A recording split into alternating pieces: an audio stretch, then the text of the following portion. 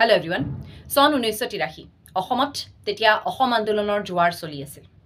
আন্দোলনৰ মাজতে 83 চনত অসম বিধানসভাৰ বাবে নিৰ্বাচনৰ আয়োজন কৰা হৈছিল। নিৰ্বাচন চলিয়ে আছিল। ঠিক তেনেতে তেতিয়াৰ নগাঁও জিলাৰ বৰ্তমান মৰিগাঁও জিলাৰ এডোখৰ জেগা নেলি ফেব্ৰুৱাৰী 18 1983 চনত এই নেলিতেই এটি বৰ্বৰ গণহত্যাৰ কাণ্ড সংঘটিত হৈছিল। নেলি আৰু তাৰ আশে-পাশে থকা প্ৰায় 16খন গাঁও যেনে আলিচিঙা, বৰবাৰী, শিলভেটা আদিত বংগমূলৰ মুছলমান সম্প্ৰদায়ৰ প্ৰায় 3000 লোকক হত্যা কৰা হৈছিল। এই ঘটনাটো হৈ যোৱাৰ পিছত অসমত দুখনকৈ তদন্ত আয়োগ গঠন কৰা হৈছিল। প্ৰথমখন তদন্ত আয়োগ 1983 চনত অসম চৰকাৰে গঠন কৰিছিলে জাষ্টিছ ত্ৰিভুৱন প্ৰসাদ তিৱাৰীৰ নেতৃত্বত।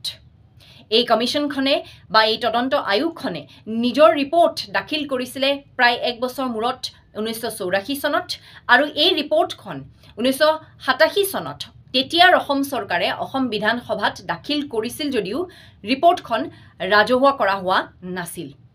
আৰু এখন তদন্ত আয়োগ গঠন কৰা হৈছিল 1984 চনত সদৌ অসম মুক্তি যুঁজাৰু সন্থাই গঠন কৰিছিল। এই তদন্ত আয়োগখন গঠন কৰিছিল জাষ্টিছ টি.ইউ. মেহতাৰ নেতৃত্বত আৰু তেওঁলোকেও নিজৰ ৰিপৰ্ট দাখিল কৰিছিল যদিও সেই ৰিপৰ্টটো ৰাজহুৱা কৰা হোৱা নাছিল।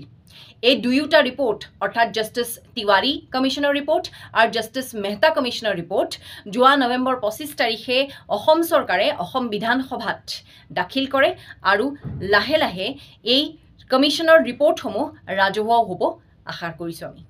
Thank U.